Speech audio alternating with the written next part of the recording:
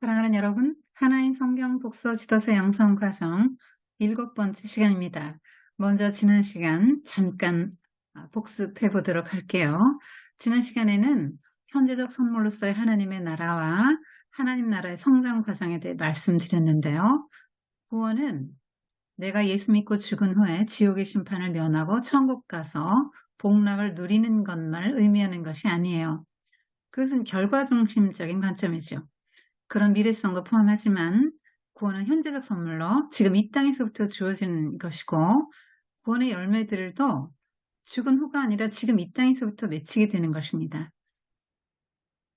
그래서 예수 그리스도와 함께 이 세상에 와서 구원의 힘을 나타내기 시작한 하나님 나라가 현재 이 땅에서 어떻게 구원의 힘을 끼치면서 점점 성장해 가는가 하는 것을 말씀드렸어요. 겨자씨와 누룩 비유를 통해서 알 수 있는 것은 미미함은 하나님 나라가 이 세상에 들어오는 중요한 방식이라는 것입니다. 하나님은 말씀이신데 그 말씀이 육신이 되어 우리를 찾아오셨고, 예수님은 말씀으로 이 땅에 하나님 나라를 이루어 가셨습니다. 하나님 나라는 씨가 땅에 뿌려져 싹이 나듯이 하나님 말씀이 내 하트에 새겨지는 것으로부터 시작되는데, 그 말씀은 참 미미해 보이죠. 세상의 방식인 돈과 권력과 군사의 힘에 비해서 하나님 나라 방식인 말씀은 상대적으로 무력해 보입니다. 그러나 하나님의 말씀은 영적인 생명력이 있기 때문에 그 말씀이 하트에 새겨져 싹이 나기만 하면 나중에는 엄청난 변화와 성장을 이루고 개인의 내면뿐 아니라 사회와 문화를 바꿔나가며 공동체의 유익을 창출합니다. 미미함에서 시작해서 크고 놀랍게 성장해가는 그 모든 과정은 하나님의 능력과 하나님의 일하심을 가장 잘 보여줍니다. 밀과 가라지 비유와 그물 비유를 통해서 알 수 있는 것은 하나님 나라는 시작과 끝이 있다는 것이에요. 지금은 중간기죠. 이 시대는 하나님의 아들들과 사탄의 아들들이 씨를 뿌리며 서로 섞여 있는 시대예요. 그렇지만 주님이 재림하실 때는 반드시 분리되고 하나님 나라가 완성된다는 것입니다. 오늘 7강에서는 그 하나님 나라 성장의 끝, 하나님 나라의 미래성에 대해 말씀드리겠습니다. 지금은 하나님 나라가 하나님 나라 백성들의 선교와 제자들을 통해서 업앤다운을 경험하며 성장해 가는데, 종말의 그 심판과 구원이 어떻게 완성될 것인가 하는 것입니다. 준비한 슬라이드를 보면서 도둑 비유, 청지기 비유, 열처녀 비유, 달란트 비유, 양과 염소 비유를 들려드리겠습니다. 예수님께서 마지막으로 성전을 나오실 때 제자들이 선생님, 이 돌들이 어떠합니까? 이렇게 물었습니다. 이 돌 좀 보세요. 정말 대단하죠. 이런 뉘앙스인데요. 이 예루살렘 성전은 이스라엘 전역에서 가장 큰 규모의 건물입니다. 축구장 12개 크기 넓이인데요. 이 과시를 좋아하는 헤롯이 자기 지적을 기념하고 또 에돔 출신이기 때문에 유대인들이 싫어하니까 유대인들의 환심을 사려고 로마 정부 허락을 받아 이렇게 넓게 크게 지었습니다. 특별히 그 돌들이 대단했는데요. 수입산 흰 대리석들로 건축을 했습니다. 돌 하나의 크기만 해도 18m 길이 이런 것도 발견됐다고 그러고요. 13.7m 길이가, 높이는 3.5m, 두께는 3.7m 이런 돌도 있었다고 합니다. 이제 보기에는 조그맣게 보이지만 사실 굉장히 큰 거죠. 그러니까 제자들은 대부분 갈릴리 시골 출신이잖아요. 그래서 예루살렘은 벌써 세련된 도시고 화려한 도시인데다가 예루살렘 성전이 이렇게 화려하고 웅장하니까 그 위용에 압도당한 거예요. 지금 뭐 하고 나오는 길이죠? 과거의 두랩돈으로 제자들 교육시키고 나오시는 길인데 3년 동안 예수님이 내내 그거 가르치지 않았습니까? 눈에 보이는 대로 보지 마라. 어린아이가 가장 큰 자다. 천국 어린아이 같은 자다. 이런 말씀도 하셨고요. 과거의 두랩돈 역시 겉모습으로 판단하지 말라는 것이잖아요. 그 두랩돈 헌금이 가장 크다고 가르치셨어요. 그런데 제자들의 관점이 쉽게 안 바뀌어요. 이 세계관의 변화가 쉽지 않습니다. 예수님은 것이 아니라 성전 안에서 무슨 일이 일어나는지를 보셨죠. 부패하고 제 기능을 잃은 예루살렘 성전이 심판을 받아서 돌 하나도 돌이 남지 아니할 것이다. 이 자리에서 예언을 하십니다. 그래서 이제 자리를 이동해서 감람산에 올라서 제자들이 예수님께 이렇게 묻습니다. 언제 그런 일이 있겠으면 어떤 징조가 있겠습니까? 여기 예수님이 앉고 제자들이 앉아 보는 이 예수님이 앉으신 자리인 성전이 마주 보이는 위치거든요. 마주대에 앉았다 할 때는 반성전 자세를 말씀하는 겁니다. 성전에 대해서 어떤 대항하는 그런 자세죠. 예수님께서는 제자들에게 예루살렘 멸망의 때와 아울러 이제 종말에 있을 현상까지 이렇게 말씀을 해주셨습니다. 맨 처음에 말씀하신 것이 적그리스도가 많이 출현할 것이다. 미혹받지 않도록 조심해라.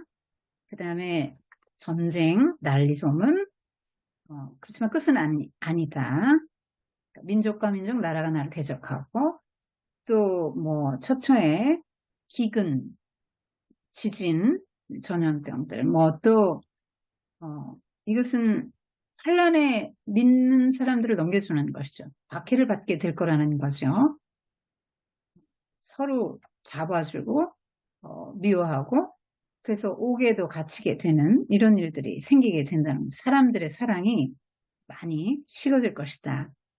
그래서 그때 너희들이 공회에 잡혀가고 옥에도 갇히게 될 텐데 그때 너희들은 무슨 말을 하게 될까 그런 거를 두려워하지 마라. 그 성령께서 능히 그들이 감당할 수 없는 그런 구변과 그런 언변을 줄 것이다. 이렇게 말씀하십니다. 그리고 예루살렘 성전이 멸망할 것 이렇게 멸망하는 것을 말씀하시는데 이게 이제 그 로마 군사들이 예루살렘 성전에 와서 예루살렘 성전을 초토화시킬 것을 예언하시는 장면입니다. 그러니까 정말로 예수님의 예언대로 안 된 게 하나도 없는데요. 예수님의 예언대로 이 성전 건물은 82년 동안 사람들이 지었는데요. 헤롯이 82년간 지은 이 건물인데 완공된 지 7년 만에 로마 군인들에 의해서 불타 없어지고 초토화됩니다. 1차 세계대전 공식적인 사망자 수가 11만 2천 명이고요. 2차 세계대전의 공식적인 사망자 수는 40만 5천 명인데 이 티투스 장군이 AD 70년에 와서 이 예루살렘을 초토화시킨 이 전쟁에서는 로마 군단이 이스라엘을 점령할 때 이 이스라엘 사람들을 60만 명을 죽였다 그래요. 이 유대인들이 워낙 완강하게 저항하기 때문에 그 로마 군단의 분노를 사게 돼서 굉장히 잔인하게 학살을 합니다.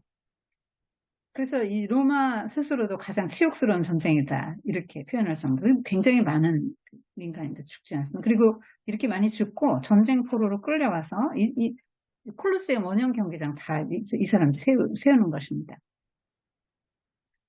그날에는 임신한 사람과 아이 젖먹이를 가진 사람 화가 있을 것이다. 빨리 도망 못 가니까요. 다 도망가라고 했거든요. 근데 도망을 못 가 이 사람들은. 도망가는 사람은 살았습니다. 불타 없어지고요. 돌 하나도 돌 위에 남지 않게 되는 말씀 그대로 되었습니다. 또 천체 기후의 그 이상, 이변 이런 것도 예수님께서 예언하셨습니다. 세상의 재난이죠.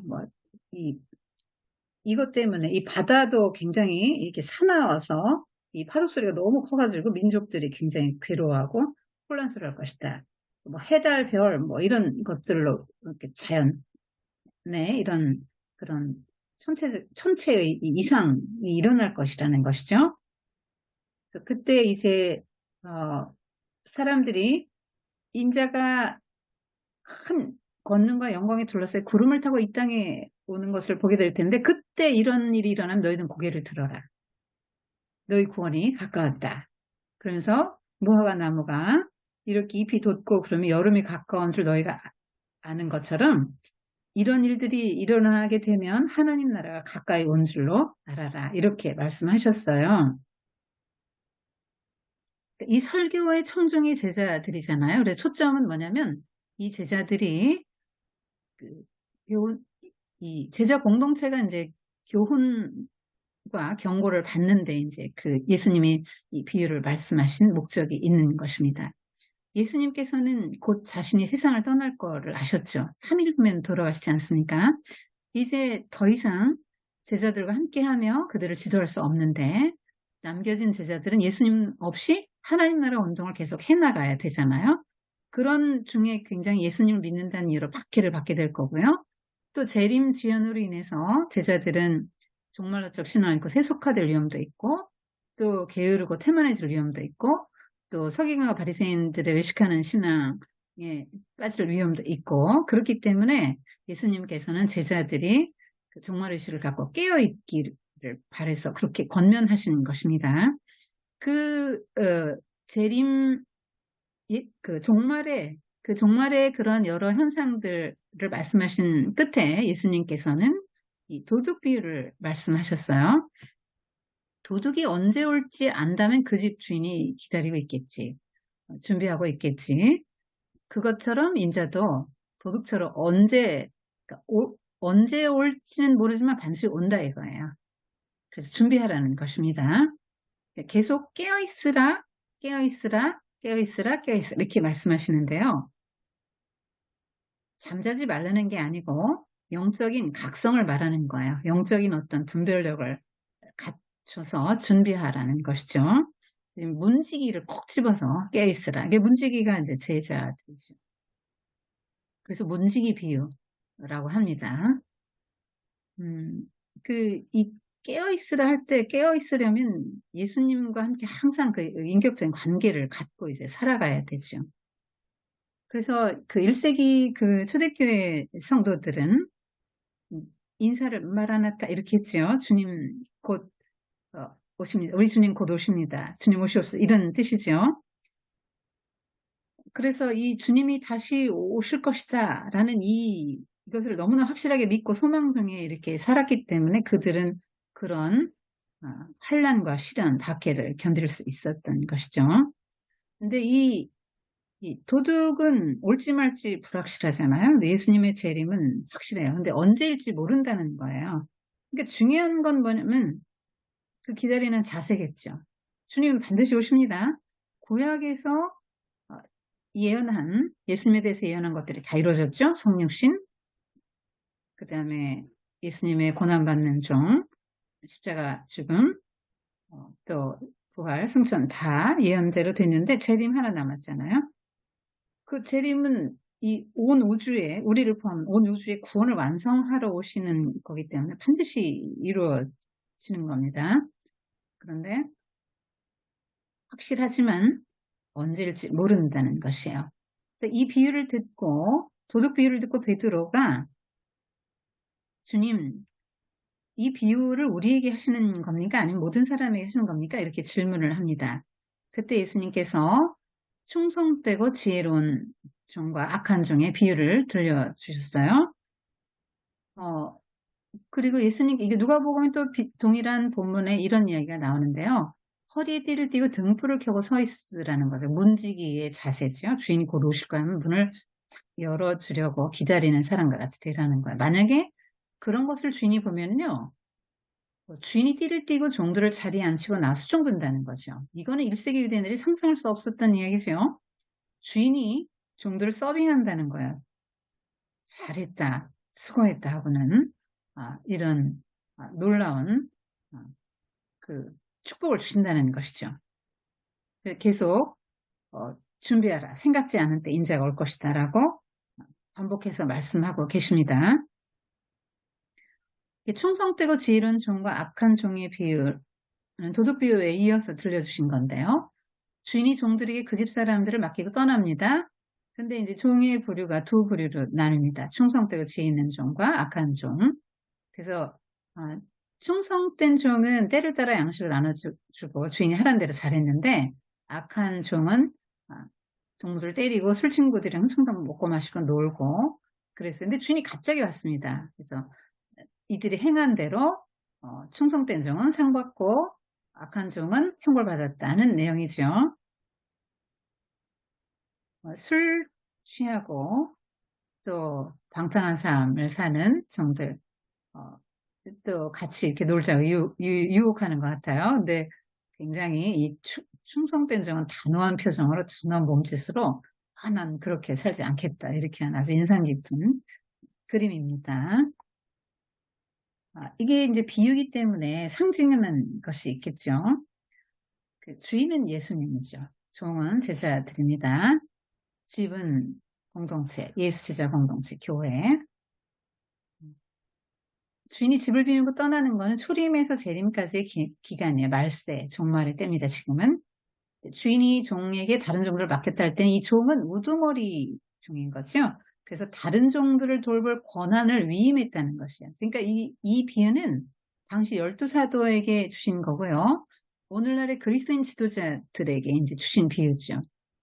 우리는 이제 위탁 관리인이에요. 그래서 예수님이 하나님 나라 복음을 위탁하셨고 종들에게 때를 따라 양식을 잘 나누어 주어라. 그렇게 말씀을 하셨죠. 근데 주인이 갑자기 돌아왔어요. 아무도 모른다는 얘기예요. 충성되고 지혜로운 종은 때를 알았어요. 그래서 지금 어느 때다. 그리고 나는 지금 무엇을 해야 된다. 이 주인이 맡긴 이 종들을 잘 돌봐야 돼. 그래서 주인의 뜻을 따라서 책임감 있게 그 역할을 잘 감당했습니다. 악한 종은 지금 교회잖아요. 교회 공동체죠. 근데 악한 종이 섞여 있는 거예요. 악한 종은 외적으로는 신앙인처럼 보이는데 실상은 주인을 믿지도 않고 주인을 사랑하지도 않고 주인을 기다리지도 않고 그러니까 뭐예요? 불신자죠. 재림을 고대하지 않으니까 불신자예요. 그러니까 주인의 뜻과 무관하게 사는 거죠. 세속적이고 방탕하고 사치하고 술 먹고 또 뭐 약자를 돌봐라. 예수님이 항상 하신 말씀이잖아요. 너희들은 서기관의 길로 가면 안 된다.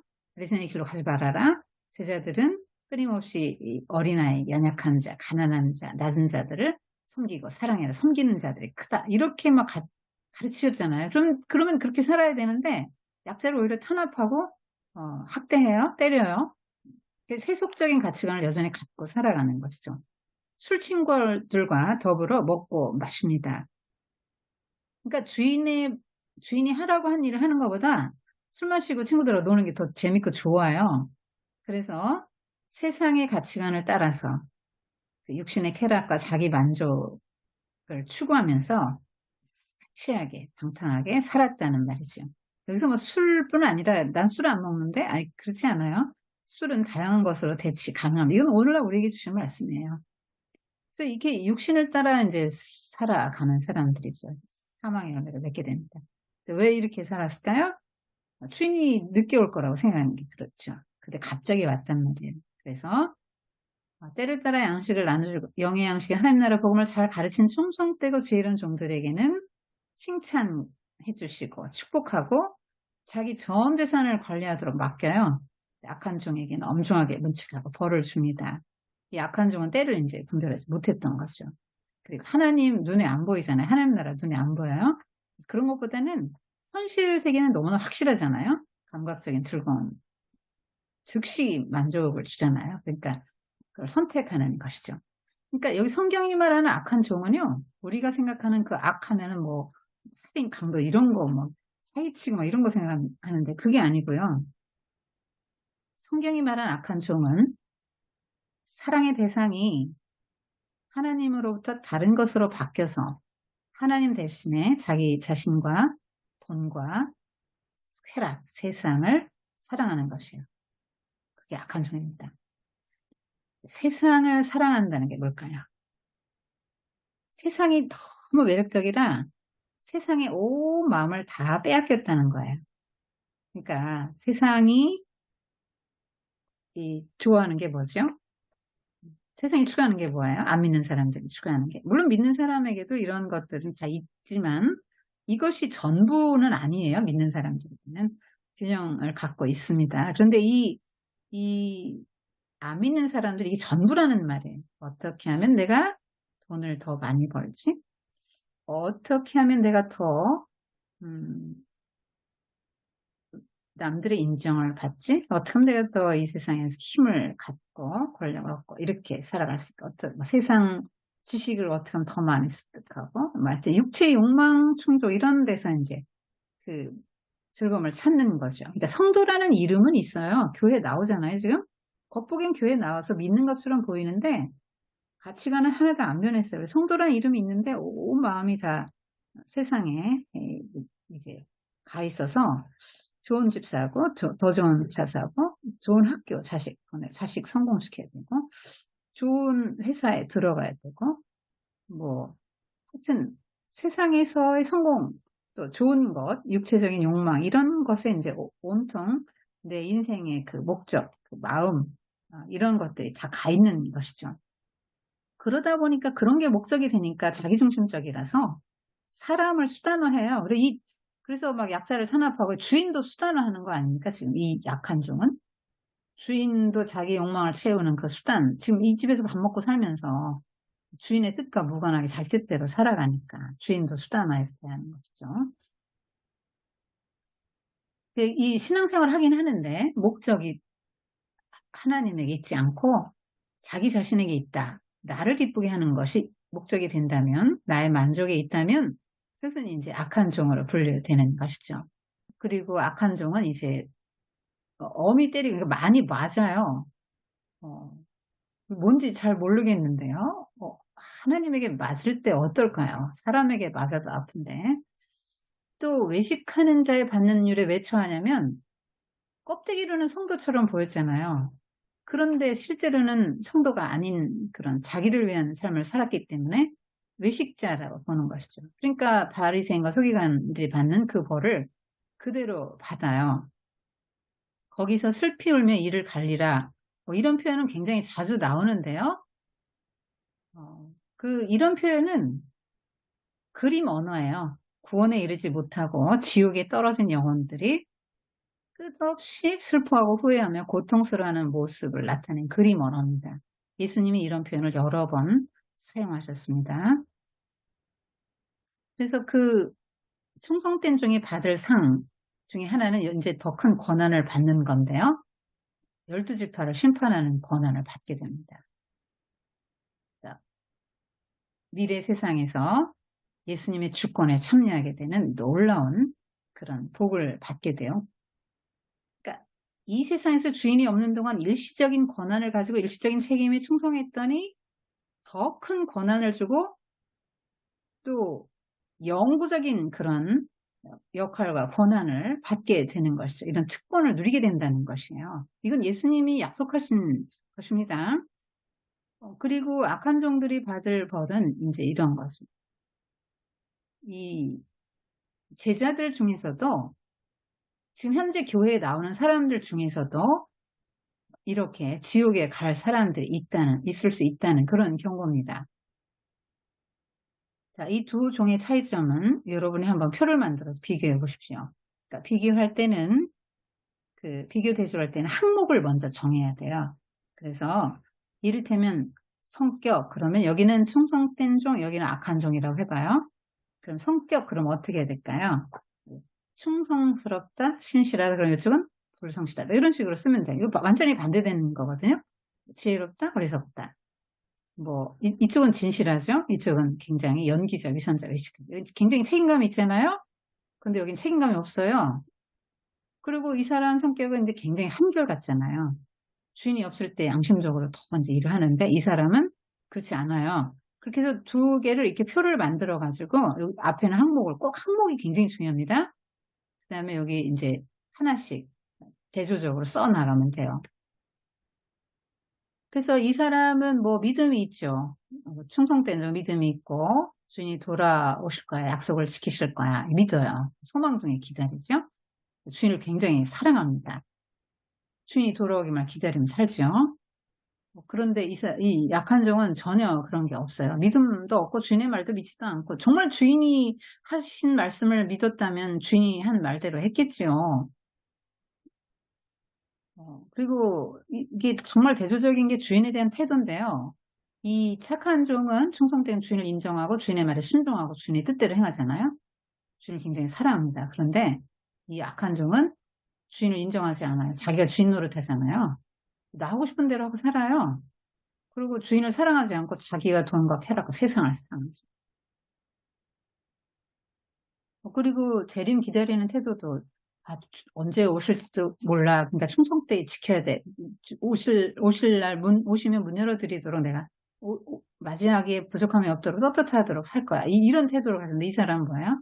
주인 늦게 올 거야. 뭐 오겠어? 뭐 이러면서 술 친구들하고 함께 먹고 마시고 놀았다잖아요. 그러니까 이 초점이 주인에게 가 있어요. 충성된 종은.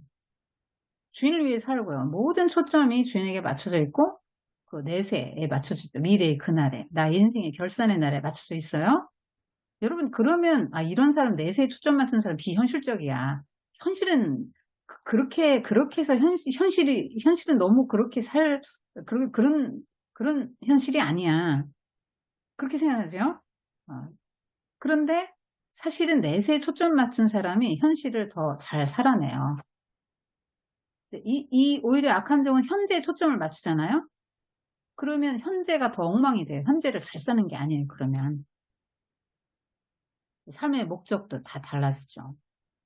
주인을 기쁘시게 하고 주인의 뜻을 실현하고 하나님 나라를 실현하는 게 인생의 목적이 되면 그 사람은 자연히 하나님 나라를 이 땅에 세워나가고 하나님 나라가 이 땅에 임하기를 바라는 게 인생의 목적이 되잖아요. 그럼 삶이 달라지겠죠. 근데 이 사람은 전혀 하나님 나라에 관심이 없어요. 악한 종은. 그렇기 때문에 어, 무책임하게 살아가는 것이죠.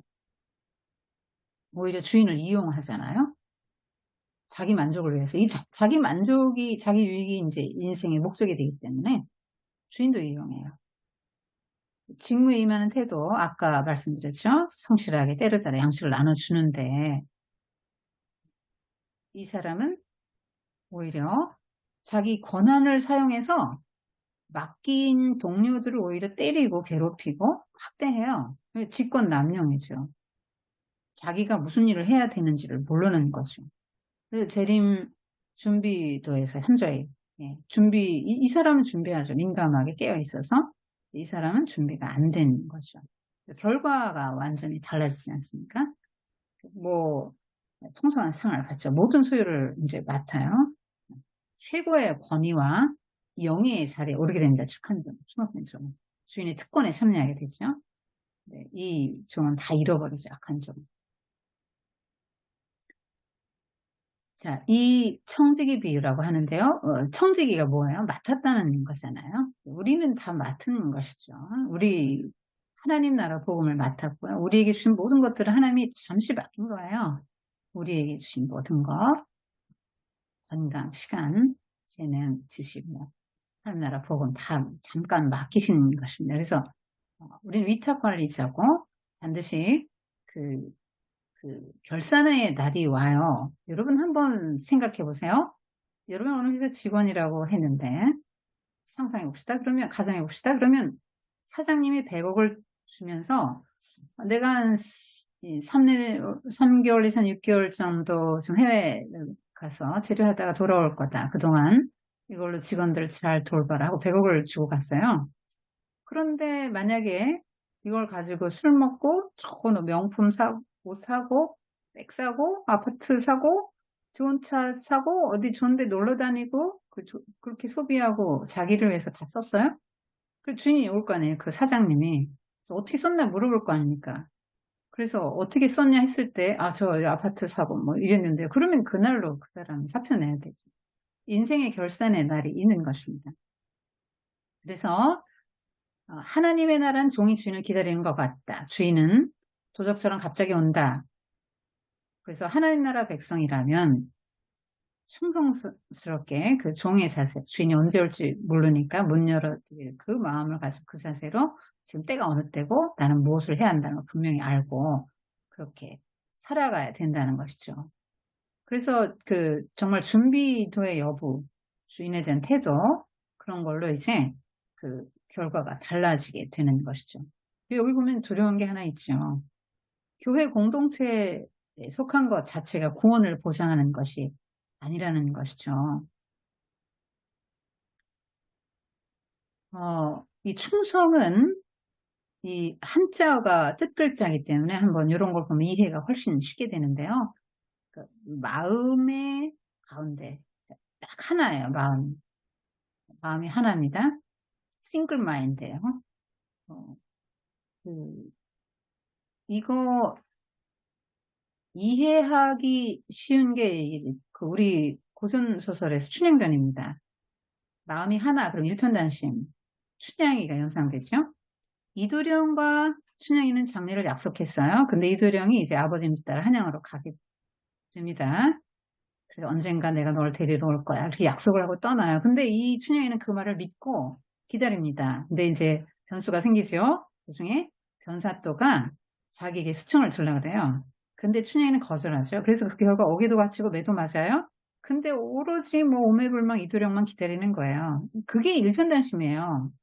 그러니까 춘향이를 성도로 치면요. 그가 없는 동안에 이도령이 없는 동안에 다른 어떤 대상도 그 이도령을 대체할 수 없다는 걸 알아요. 그 저항하는 거죠. 대체하는 걸 거부하는 겁니다. 결과가 뭐죠? 비천한 기생의 딸이 정경 부인이 되는 영광을 얻었습니다. 성경에 나오는 이야기는 아니지만 모든 일반 문학 작품도 그 하나님 나라의 진리를 일부 담고 있어요. 그래서 춘향이 하면은 일편단심, 충성된 사람, 한 사람만 사랑하는 것이죠. 한 주인 예수 그리스도만 사랑하는 겁니다. 여기 근심 한자거든요. 마음이 둘로 나뉘었어요. 이거 뭐 마음이 둘로 나뉘었으면 이 사람 마음 평안이 있으니까 한쪽 주인 일로 가자고 한쪽 주인 일로 가라고 하는데 누구에게 순종합니까? 항상 갈등이 있는 것이죠. 그래서 샬롬 상태가 이루어질 수 없습니다. 성경은 이런 상태를 우상숭배의 상태라고 하죠. 하나님이 가장 싫어하는 사람이에요. 그러니까 성경은 하나님과 우리를 부부관계에 비유하는데요. 하나님은 사랑의 대상을 바꾼 아내를 제일 싫어하시죠. 이 악한 쪽은 뭐냐면 사랑의 대상이 바뀐 사람이죠. 마음이 나뉘었어요. 주인을 사랑하지 않습니다. 성은 뭡니까? 네, 그 말한 걸 다 이루어요. 이룰성사죠. 그럼 믿을만 하죠. 말한 대로 지키는 사람 봤습니까? 그 사람 믿을만 하죠. 신실한 것입니다. 하나님의 성품이죠. 왜냐면 하나님 약속한 거 안 지키는 경우 없잖아요.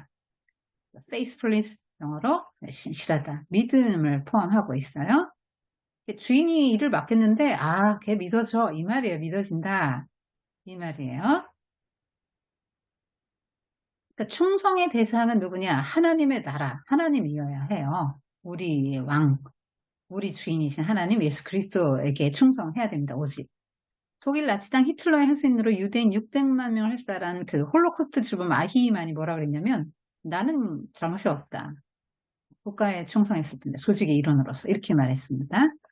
그런 충성의 대상이 잘못되면 그런 일이 생기는 거죠. 여러분 다 썩어 없어질 이 세상에 충성하면 사망의 열매를 거두게 될 것입니다. 왜 충성해야 됩니까? 면류관을 약속하고 있죠. 아까도 말씀드렸지만 자, 하나님의 나라가 내 안에 이루어져요. 그럼 우리 삶이 하나님 나라 사이즈로 커집니다. 인생의 목적도 하나님 나라가 돼요. 하나님 나라는 사랑의 나라잖아요.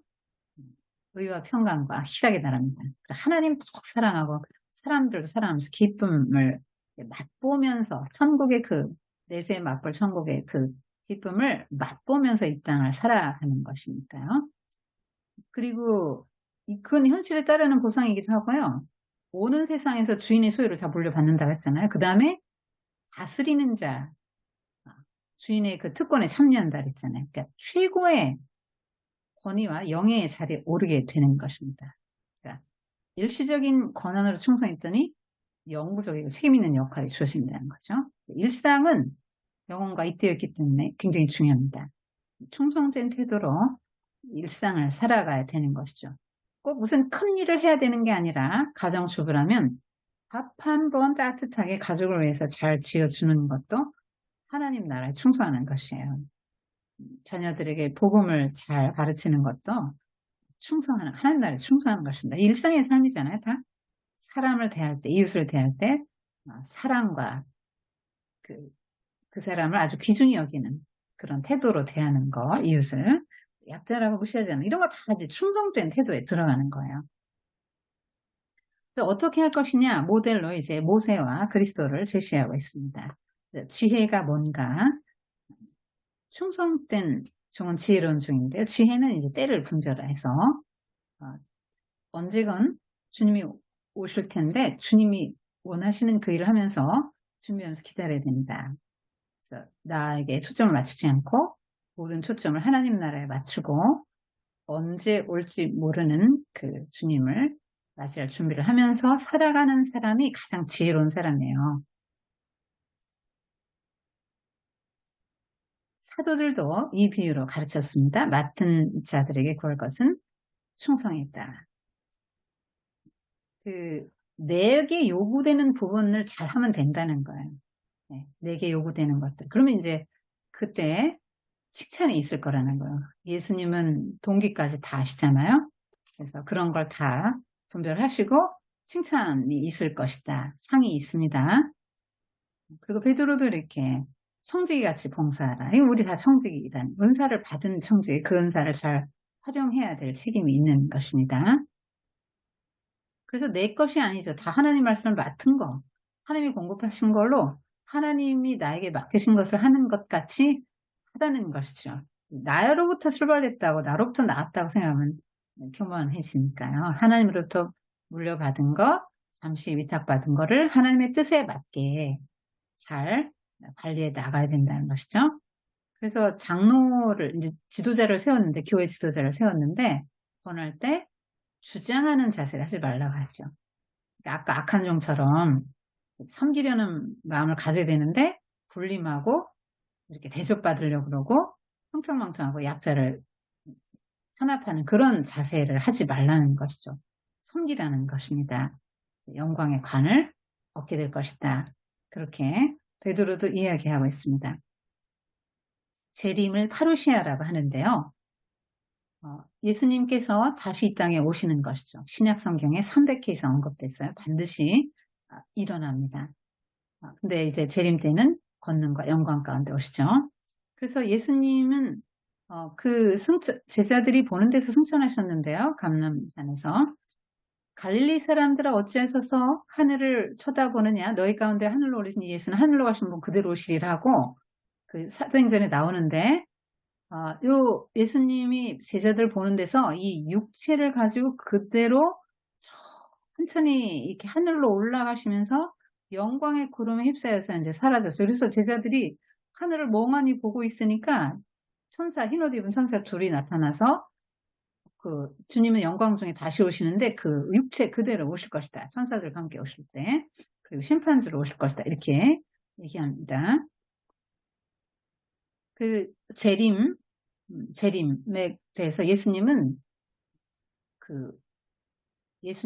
반드시 오신다. 그런데 아버지만 아신다는 거죠. 천사도 아들도 예수님도 모른다는 거예요. 근데 노아 때 같은 현상이 생길 것이다. 그리고 예수님 또 무슨 말씀하시냐면 롯의 철을 기억하라. 그런 말씀도 하셨죠. 루이스는 또 이런 말을 했는데요. 자, 내 마음에 천국이 목표가 되고 천국이 가득 차 있으면요. 세상을 덤으로 얻는데요. 하나님의 나라를 먼저 구할 때 모든 걸 더 해주신다고 했죠. 그런데 이 땅을 목표로 했을 때는 둘 다 잃어버린다는 거예요. 위대한 족적을 남긴 사람들은 마음이 하나님 나라로 가득했다는 거예요. 그렇다고 해서 비현실적인 사람이 되지 않는다 그랬죠. 오히려 이 땅을 더 잘 산다 그랬죠. 내 생이 얼마나 남았다. 그 다음에 나의 그 산대로 심판을 받을 것이다라는 걸 아는 사람은 함부로 살 수 없잖아요. 그리고 영원한 나라, 그 하나님 나라의 영광을 위해서 헌신하게 되기 때문에 그들이 삶을 바꾸게 되는 것이에요. 세상을 바꾸는 사람들은 결국 그런 사람들이라는 것이죠. 그래서 오늘 이 착하고 충성된 종과 악한 종의 이 비유, 도둑 비유와 함께 이 비유는 주인이 반드시 온다는 것이죠. 이 주인이 어떤 주인입니까? 종을 사랑하는 주인이죠. 종은 그 주인의 사랑을 신뢰하고 그 사랑에 사랑으로 반응해야 되는 것이죠. 세상에 어떤 것도 주인의 사랑을 대신할 수 없다. 이걸 분명히 알고 주인이 있을 때든 없을 때든 한결같은 마음으로 주인을 사랑하고 주인의 덕을 기리고 자랑하고 주인을 기다리는 동안에도 어떻게 하면 내가 주인을 기쁘시게 할까? 주인의 뜻을 분별하기 위해서 주인이 한 약속을 되새기고 성경을 계속 보면서 이렇게 약속하셨지. 주님 오실 거야. 그래서 주인이 떠나 있지만 그 사랑은 변치 않고 돌아오신다는 약속도 지키실 거다라는 걸 믿고 그 믿음과 소망과 사랑을 견지하면서 이제 살아가는 것이죠. 이어서 예수님께서는 열 처녀 비유를 들려주셨습니다. 하나님 나라는 마치 등을 들고 신랑을 맞으러 나간 열 처녀와 같대요. 네, 그 중에 슬기로운 다섯 처녀는 등불과 기름을 준비했고 어리석은 다섯 처녀는 등불만 가져갔어요. 신랑이 늦게 왔습니다. 그래서 열 처녀 모두가 졸다 잠들었는데 한밤중에 신랑이 왔어요. 신랑을 맞으려고 보니까 어리석은 처녀들이 등불에 기름이 떨어지려고 하는 거예요. 그래서 기름 좀 나눠달라고 슬기로운 처녀들에게 말합니다. 그랬더니 안 된다고, 가서 사라고. 그래서 그제야 황급히 기름을 사러 갔는데 그 사이에 신랑이 왔어요. 슬기로운 처녀들은 함께 혼인잔치에 들어가고 문은 굳게 닫혔습니다. 어리석은 다섯 처녀가 뒤늦게 와서 아무리 문을 열어달라고 간청해도 문을 열어주지 않았다는 이야기입니다. 그림을 보시면 조금 더 선명하게 기억이 될 것입니다. 10명의 처녀인데요. 네, 10명. 충만성, 완전성을 의미합니다. 완전수예요. 재림을 기다리는 모든 시대의 모든 사람들을 의미합니다. 등불과 기름을 다 준비를 해야 되는데 둘 다 준비한 처녀들은 혼인잔치에 들어갔고 하나만 준비한 기름을 준비하지 못한 처녀들은 들어가지 못했다. 근데 한밤중에 신랑이 온다 이런 음성이 들리죠? 아까 그 충성된 도둑 비유와 충성된 종과 악한 종의 그 비유에서도 주인이 한밤중에 오잖아요. 근데 여기도 한밤중에 진리가 어두워졌을 때 신랑이 옵니다. 신랑은 예수님을 상징해요. 자, 그래서 그때서 이제 준비를 하는데 모자란다는 그때서 알게 되는 거예요. 그래서 좀 빌려달라 이렇게 말하니까 안 된다. 그러면 니들도 모자라고 우리도 모자라서 이 혼인잔치에 불을 밝힐 수가 없게 된다. 차라리 가서 살아. 그러니까 그제야 사러 갔는데 그 사이에 슬기로운 다섯 처녀는 들어갔습니다. 주인이 신랑이 와서 신랑과 함께. 나중에 다섯 처녀는 기름을 사가지고 와서 아무리 두 줄을 지어도 이제 열리지 않았다는 이야기죠. 자, 비유기 때문에 상징하는 것이 있습니다. 10은 충만성, 안전성. 그러니까 모든 성도를 말해요. 섞여 있죠. 딱 50대 50으로 절반은 구원받고 구원받지 못한다 이런 이야기가 아니고 뒤섞여 있다 이런 이야기예요. 신랑은 재림 예수님이죠. 더디와요. 재림 지연을 의미합니다. 지혜로운 처녀는 구원받은 자고 미련한 처녀는 버림받은 자예요. 지혜는 기름을 준비하는 거죠. 어리석은 기름을 준비하지 않은 거예요. 기름이 없는데 그걸 깨닫지 못한 거예요. 등불은 신앙의 어떤 외적인 형식과 모양이죠. 뭐 주의를 지킨다, 뭐 이런 거죠. 기도한다, 11조를 한다, 뭐 누구 봉사를 한다. 이런 이제 외적인 어떤 겁니다. 예배를 드리러 간다, 어떤 봉사를 한다 이런 겁니다. 기름은 등불이 계속 타오르게 하는 어떤 원천이 되는 것이죠. 이게 신앙의 외적인 형식은 이 신앙의 내용입니다. 하나님 나라 복음의 정신, 또 예수님과 인격적인 관계, 참된 영성, 성령 충만함, 뭐 이런 걸 다 의미할 수 있겠죠. 그러니까 뭐라고 딱 1대1로 알레고리적인 비유가 아니기 때문에 그렇게 말할 수는 없지만 너희들 가서 파는 사람에게 가서 사 이랬잖아요. 그래서 본인들이 각자 준비하잖아요. 그걸로 봐서는 예수님의 재림까지 각자가 미리 책임 있게 준비해야 하는 그 무엇을 뜻하는 것이죠. 그러니까 이 기름 준비한다는 건 어떤 기질의 문제가 아니고 주도면밀한 성품, 뭐 기질 이런 문제가 아니고 이 사람이 얼마나 하나님 나라 백성답게 예수님의 하나님 나라 정신에 입각해서 예수님과 인격적인 관계를 맺으며 살아갔는가를 이제 보는 거, 내용을 보는 거예요. 내용을. 한밤중 도착. 아까 그 주인도 한밤중에 도착했죠. 방심한 시각에 갑자기 임합니다. 이건 진리가 어두워졌을 때를 말하는 거고요. 혼인 잔치집의 그 문은 구원을 의미합니다. 그래서 구원의 문이 열렸을 때가 있고 닫힐 때가 있죠. 등불이 막 꺼져갈 때 좀 빌려달라고 하잖아요. 근데 슬기 있는 처녀들이 거절합니다.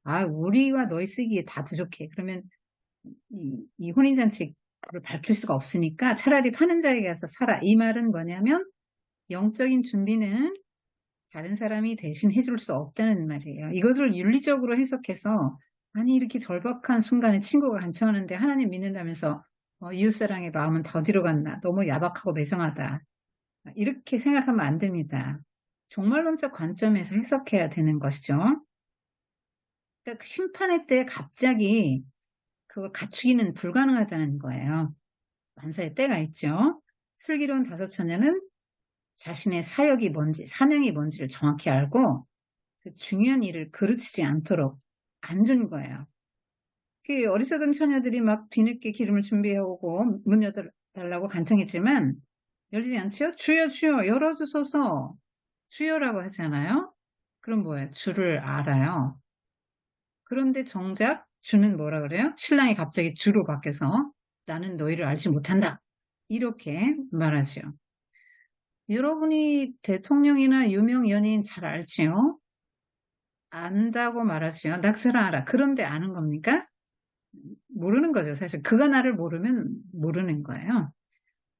그리고 알면 얼마나 압니까? 피상적인 거 이외에는 모르죠. 그래서 우리가 예수님에 관해서 알고 있다. 근데 예수님은 나를 몰라요? 관계를 맺으면 실패한 것이죠.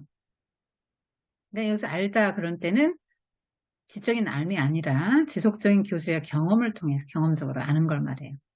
지식과 감정과 의지를 동원해서 예수님과 인격적인 관계를 맺어가는 것이죠.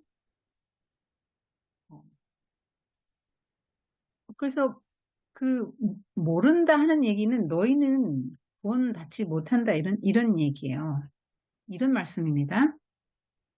예수님과 아무 관계가 없이 살았다는 거예요. 그래서 나는 예수님에 대해서 알긴 알아요. 들어서 알아요. 그런데 예수님은 나를 몰라요. 그거는 인격적인 관계 맺으면 안 됐다는 거죠. 그러니까 나는 너희를 알지 못한다 할 때는 너희가 언제 나를 찾고 내 이름으로 구하고 나와 마음을 같이 한 적이 있니? 언제 내 뜻을 실현하려고 애쓰며 하나님 나라 위해서 선 적이 있니? 이런 말이에요. 그러니까 교회 공동체 있잖아요. 10명이 다 신앙생활 한다고 했다니까요. 열심히 종교생활 했어요. 그런데 참된 그리스도인이 아니라는 거예요. 그러니까 내가 꼭 들어갈 줄 알았는데 들어갈 수 있다고 생각했는데 못 들어간 거죠. 이게 충격적인 거예요. 비유가. 들어갈 수 있다고 생각했는데 못 들어가요. 여기서도 이건 누가복음 이야기인데요. 그 마태는 차마 이 바깥 어두운 곳에 울면 이를 갈리라 이런 표현을 안 썼습니다. 이 열처녀 비유에 보면 이런 표현이 없어요. 여자들이기 때문에 아마 차마 이런 표현을 안 쓴 것 같은데.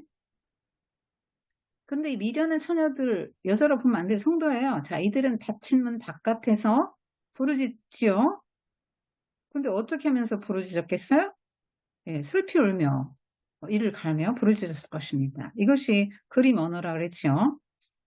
이거는 하나님 나라에서 받아 누리게 될 모든 축복과 기쁨과 은총을 다 상실하는 것을 말해요. 그러니까 이 지옥은 어둠 가운데서 버려지고 두렵고 공포, 후회가 생생하게 있다는 것을 이렇게 말하는 것입니다.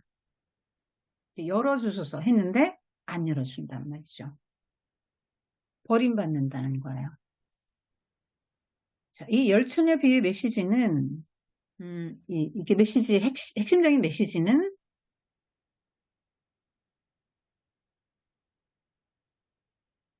이 영적 둔감함에 빠질 수 있다는 거예요. 세속화, 나태함에 빠질 수 있다는 거예요. 깨어 준비한 자에게는 구원의 완성이라는 보상이 따르고 그러지 못한 자에게는 심판이 따릅니다. 등불만 있는 형식적이고 표면적인 신앙생활은 구원받을 수 없다는 거예요. 깨어있어라 그랬잖아요. 깨어있으라 그랬는데 열처녀 다 졸며 잤네요. 그럼 늘 깨어있는 게 뭐예요? 잠자지 말라는 말은 아니죠. 잠을 안 자고 깨어있어도요. 기름이 모자라면 등 밝힐 수 없어요. 자, 깨어있다는 거는 경계하다, 준비하다 그런 뜻을 그래서 영적인 분별력을 말하는 겁니다. 시대를 분별하고 지금 어느 때야 재림이 늦어지긴 하지만 이 기회를 선용해서 주님 앞에 설 준비를 하고 있어야 돼요. 언젠가는 오실 거야. 그렇게 하면서 등불이잖아요. 어두운 시대에 빛을 발하면서 사명감을 갖고 하나님 나라 이 땅에 실현하기를 힘쓰면서 주님이 다시 오실 거다. 믿음, 소망, 사랑 가지고 기다린 사람, 그런 사람들이 이제 깨어 있는 거예요. 언제 오시더라도 맞이할 수 있도록 해야 된다는 것이죠. 그리고 기다리는 거, 하나님 나라는 기다리는 거야. 아까도 종이 주인을 기다리는 것과 같다. 그러면 열처녀가 신랑을 기다리는 것과 같다. 하나님 나라는 기다리는 거라는 거예요. 기다리는 건데, 기다리면 신랑을 기다리는 사람은 신랑에 초점을 맞춰야죠. 오로지 모든 생각의 초점이 신랑에게 맞춰져 있어야 돼요. 다른 생각하면 안 됩니다. 근데 겉으로는 다 같이 준비하고 기다리는 것처럼 보이잖아요. 결정적인 순간에 이 실체가 드러나요. 자기 자신이 빈털털이라는 게 드러납니다. 영적으로. 어, 그리고 구원은 타인에게 양도할 수 없어요. 기름 빌려줄 수 없는 것입니다. 그래서 하나님 나라 백성의 모든 초점은 예수님이 오셔서 하나님 나라 완성, 온 우주의 구원을 의미합니다. 우리만 구원받는 게 아니에요. 새하늘 새 땅, 구원의 완성에 초점을 맞추고 살아야 한다는 것입니다. 그러면 예수님은 왜 하필 혼인잔치에 비유하셨을까요? 하나님 나라를? 신앙이 신랑 예수 그리스도와 결혼하는 것과 같기 때문이에요. 혼인잔치는 신랑과 신부의 하나됨, 기쁨을 상징하시오. 예수 그리스도와 성도의 연합을 상징하는 것입니다. 그래서 혼인잔치에는 구원으로 말미암는 큰 기쁨, 감격, 만족, 즐거움과 풍요함이 있죠. 그만큼 하나님 나라가 우리 생의 가장 큰 기쁨과 감격이 될 것이니까 거기에 모든 소망과 초점을 맞추고 살라는 것이에요. 그러면 기쁨과 영광에 참여할 수 있다는 것입니다. 예수님께서는 하나님 나라가 이미 자신을 통해서 출범했고 이 땅에서 이루어져가고 있고 종말에 재림하실 때 완성이 된다고 보시고 예수님은 신랑, 하나님 나라를 혼인잔치로 비유하신 거예요. 그리고 종말에 너희도 그 기쁨과 영광에 참여하라 이렇게 촉구하시는 것입니다. 그러니까 지혜로운 처녀들은 하나님 나라 잔치에 동참해서 기쁨을 누리게 되고 어리석은 처녀들은 심판에 임해서 이 잔치에 제외된다는 엄중한 어떤 경고입니다. 그리고 또 혼인잔치에 비유하신 이유는 혼인의 과정이 그리스도인의 구원과 비슷해요. 드니스 글렌의 회복이라는 책 디모데에서 나왔는데 그거 보시면 이 책이거든요. 굉장히 좋은 책이니까 한번 사서 풀어보세요. 그 책에 보면 결혼식이 이런 단계로 이루어집니다. 1단계는 신랑의 아버지가 아들의 신부를 선택해요. 이거는 하나님 아버지께서 아들의 신부, 성도, 구원받을 자를 절대 주권을 가지고 선택한다는 것을 의미하는 것입니다. 신부의 아버지와 신부 대금을 협상해요. 무슨 여자를 돈 주고 사나 싶겠지만 당시 문화가 그래요. 양육의 수고와 비용, 또 노동력 상실에 대한 보상 이런 의미도 있고요. 또 신부 대금은 신부의 가치와 신부에 대한 존경을 나타냅니다.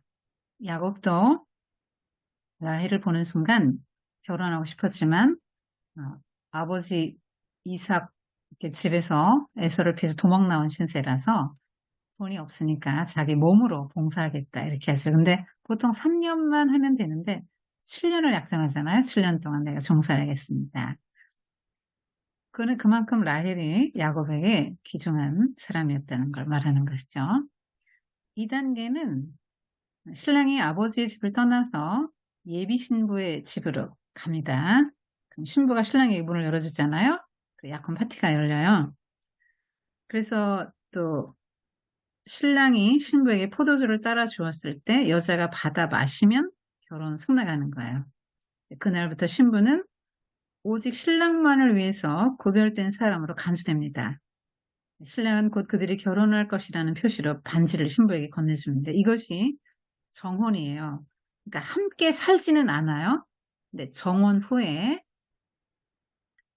1년 정도 이제 신부와 함께 살 집이 지어지면 그때 아버지가 이제 신부를 데려와라 그렇게 허락을 해줍니다.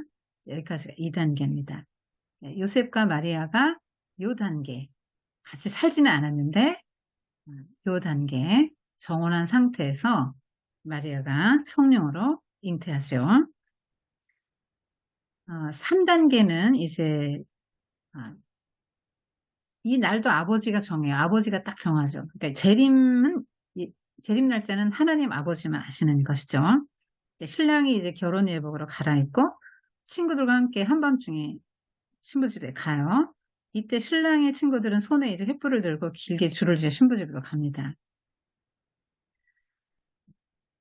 신랑 일행이 이제 신부집에 가면 이제 큰 소리로 신랑의 도착을 이제 신부 측에 알리지요.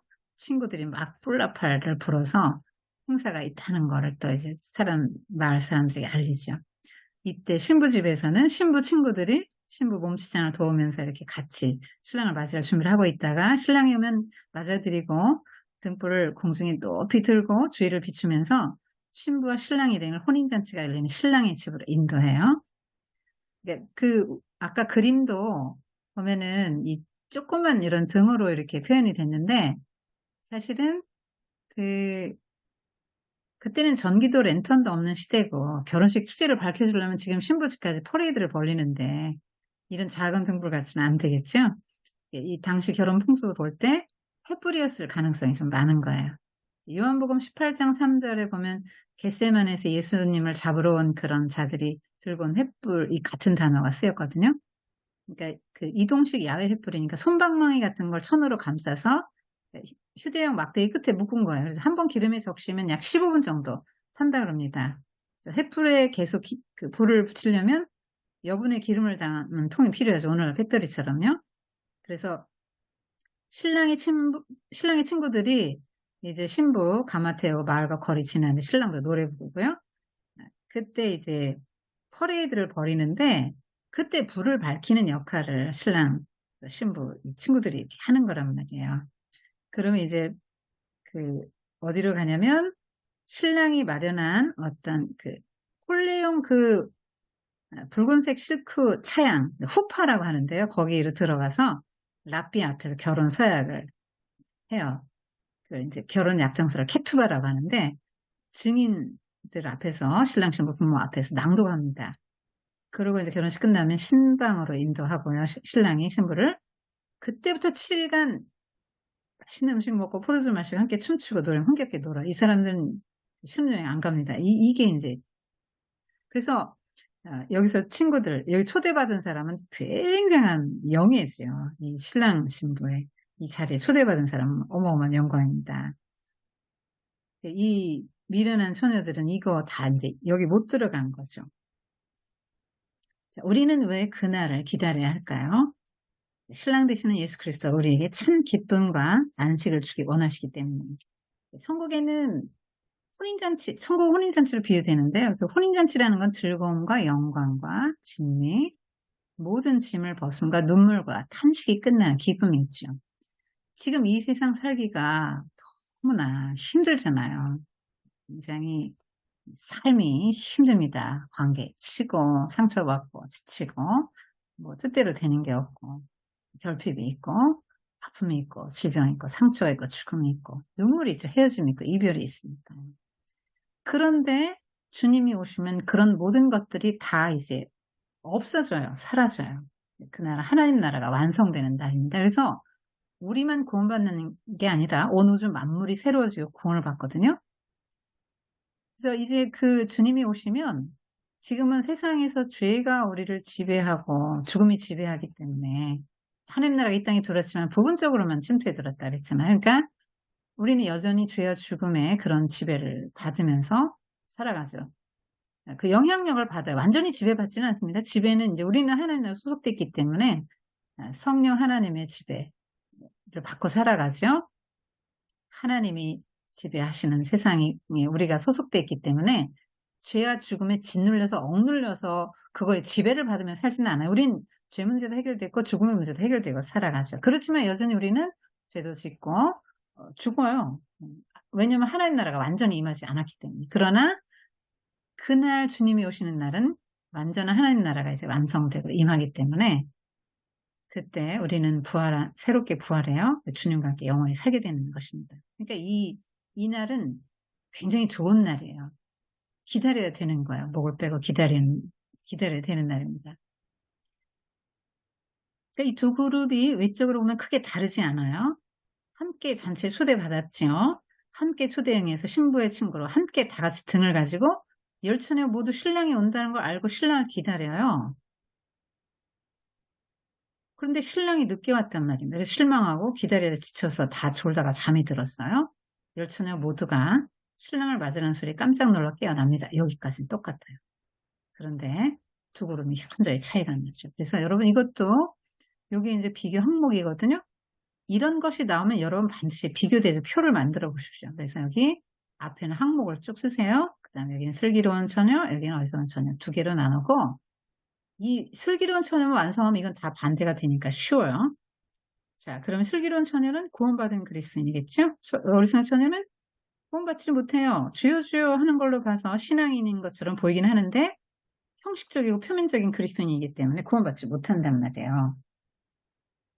그리고 이 사람은 이제 진실한 성도죠.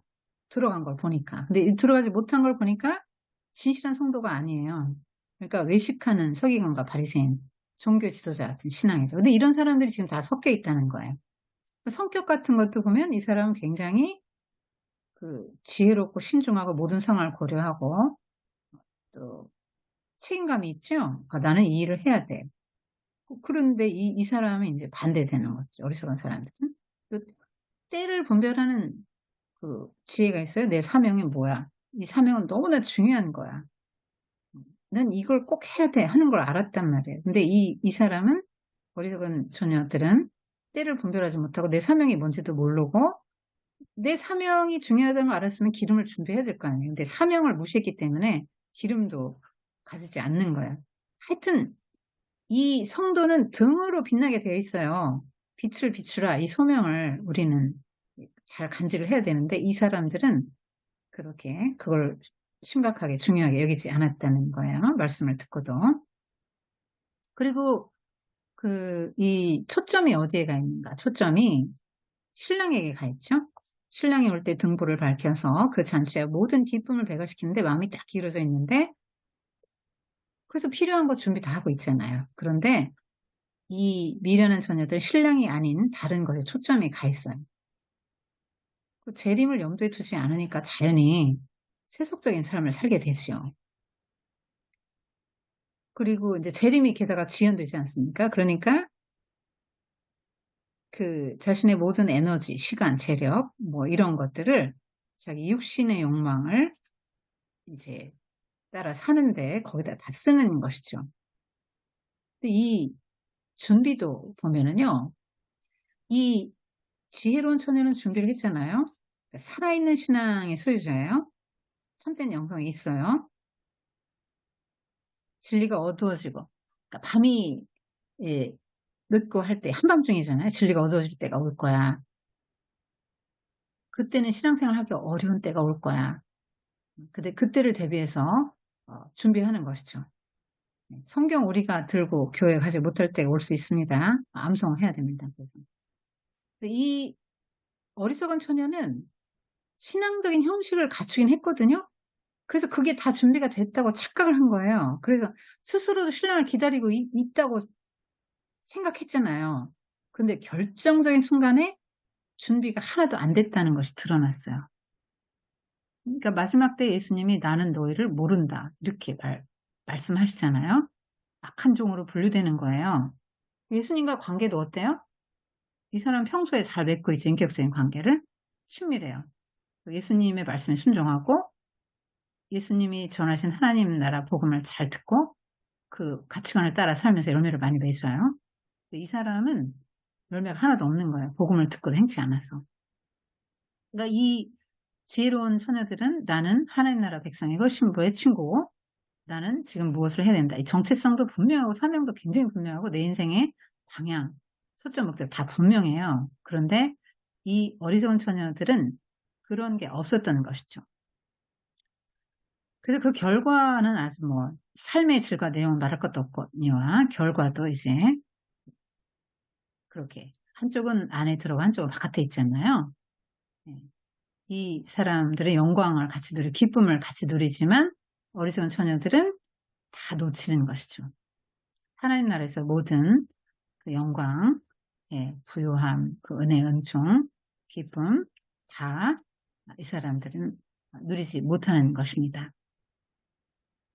이 어리석은 다섯 처녀가 우리들에게 주는 레슨은 뭐냐면 등불만 믿으면 안 된다는 거예요.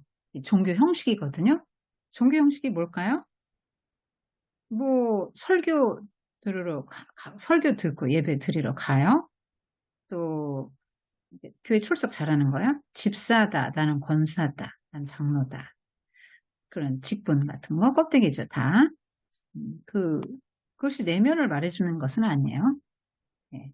헌금하고 나는 봉사하고 구제하지. 내가 성가대에 봉사해. 나는 교사로 봉사해. 뭐 이런 거죠. 나는 11조를 해. 나는 식사 전에 기도해. 난 자기 전에 기도해. 뭐 이제 이런 게 이제 등불 같은 거, 작은 등불 같은 거예요. 그거 중요하죠. 필요해요. 그거 중요합니다. 성경 암송하고 기도하고 그런 거 얼마나 중요합니까? 형식이. 그런데 내용이 없는 형식이 문제인 거죠. 삶이 수반되지 않으면 형식만 붙잡은 거예요. 하나님 앞에는 그런 삶을 설 수 없다는 거예요. 종교 형식만 갖고는 안 된다는 거예요. 그래서 등불만 덜렁 들고 나간 사람이 뭐예요? 외적인 형식만 갖추고 있는 거야. 교회에 가서 이제 재림설교 어쨌든 한 번씩 듣잖아요. 그래, 그럼 나도 준비해야지. 그리고 등불 한번 매만지고 돌아서면 금방 잊어먹어요. 그리고 세상의 유혹에 넘어가서 세상 사람과 똑같이 넘어지고 죄짓고 일상생활에서 재림과 아무 상관없이 그렇게 살아가는 게 등불만 덜렁 들고 나가는 거예요. 그러니까 어쩌다가 재림설교 한번 듣고 그래 다들 준비해 이렇게 하고 등을 한번 닦긴 했는데 삶의 전체적인 기류는 그와 전혀 무관하게 살고 아무 준비하지 않고 재림을 소망하지도 않고 기대하지도 않고 기다리지도 않는다는 거야. 여러분 재림이 하나님 나라 완성인데 재림을 기다리지 않는다는 건 내가 성도인가 아닌가 한번 의심해 봐야 돼요. 재림을 목을 빼고 학수고대하고 기다리는 사람이 진짜 성도인 것입니다. 이 사람들이 우리에게 주는 레슨은 뭐냐면 나 신랑 기다리고 있다. 나 준비됐다. 이렇게 착각했다는 거예요. 근데 그 때를 놓쳤죠. 때를 놓쳤어요. 마지막에 준비할 수 있는 시간은요. 재림 이전까지 그때는 이름 좀 달라고 해도 못 빌려요. 얻을 수 없습니다. 재림 순간에 상황 바꿔보려고 해도 그때는 불가능해요. 어리석은 일이에요. 이 사람들은 내가 껍데기로라도 율법의 사소한 조항을 지키고 뭐 주일도 지키고 봉사도 하고 이렇게 형식적인 종교적인 그런 걸 하기 때문에 거짓된 안전감을 갖게 되는 거죠. 나는 구원받을 수 있다고 생각하는 거예요. 착각하는 거예요. 신앙생활 하기 때문에 나 새벽기도 나가는데 나 기도하는데 이런 거 나 주일을 지키는데 이런 것 때문에 나 직분이 뭔데 이런 것 때문에 그러니까 교회 일을 하고 교회에 다니는 게 신앙생활이 아니에요. 근데 이 사람이 이제 그렇게 생각하는 것이죠. 착각하는 것입니다. 그러니까 동시에 두 그룹이 신랑을 다 기다리고 있다고 느꼈고 준비됐다고 믿었는데 등불만 믿고 있는 신앙인 거예요. 등불. 근데 주님의 눈으로 보면요. 그러니까 자기들 눈으로는 그렇게 자기 스스로 생각하고 자기 스스로 자기가 속아요. 자기 종교 행위 때문에 속습니다. 근데 주님의 눈으로 봐서는 넌 나하고 상관없다. 넌 준비가 안 됐다. 그렇게 주님은 그렇게 보시는 것이죠. 이 사람들은 문이 이제 닫힙니다. 못 들어갑니다. 그러니까 영적인 빈털터리예요. 내가 전혀 준비되어 있지 않았구나 하는 걸 그제야 깨닫게 됩니다. 그러니까 하나님이 주신 능력과 재물, 시간, 건강, 나의 모든 그런 것들을, 은사를 또 내가 하신 모든 거, 하나님이 내게 주신 모든 것이죠. 네트워크 다 들어갑니다. 자기 지식도 들어가고 다 들어가. 그런 모든 것들을 하나님 나라가 아닌 자신만을 위해서 사용하다가 마지막 순간에 회한에 떨 그런 부류가 있다. 이런 경고입니다. 한국인은 열심히 특심하죠. 종교심이 굉장히 많은 민족입니다. 그런데 그 수많은 종교적이고 신앙적인 일을 열심히 하면서 정작 주님의 오심을 사모하진 않아요. 이렇게 이상한 게 어디 있어요. 신자라고 하면서 주님이 속히 오셔서 이 땅에 하나님 나라가 완성되기를 사모하지 않고 살아가면 그게 정말 신자인가 하고 의심해 봐야 됩니다. 그러니까 등은 들었는데 기름은 준비하지 못한 그 어리석은 다섯 처녀들처럼 그날에 불 켜서 혼인잔치를 밝히고 그 신랑을 맞이해야 되는데 그날에 불 켜는데 나의 사명을 감당하고 그날에 불 켜는데 아무 보탬이 안 되는 그런 삶을 살아가고 있는 거예요. 주님을 사모하지 않고 살아요? 재림을 고대하지 않아요? 기다리지 않는 분이 왔는데 뭐가 반갑겠어요? 또 천국에 같이 간들 내가 사모하지도 않던 분이 천국에서 왕이에요? 그럼 그분과 함께 영원히 행복하게 살 수 있겠어요? 그러니까 예수님이 나는 너를 모른다 하고 문 밖에 팽개치는 것입니다. 주님이 더디에 오시죠. 그래서 그 재림이 지연되는 것을 남용하면서 악이 즉시 심판받지 않죠. 악은 더 많은 것을 약속해요. 세상이 주는 쾌락과 기쁨 그런 것에 그래서 탐닉하게 되고 그런 것을 따라서 그런 것을 추구하면서 살다 보면은 그날에 문 밖에 있게 될 것이라는 것입니다. 우리가 왜 예배를 드립니까? 하나님 나라 백성이라는 정체성을 분명히 하고 하나님 나라 영광을 경험하기 위해서죠.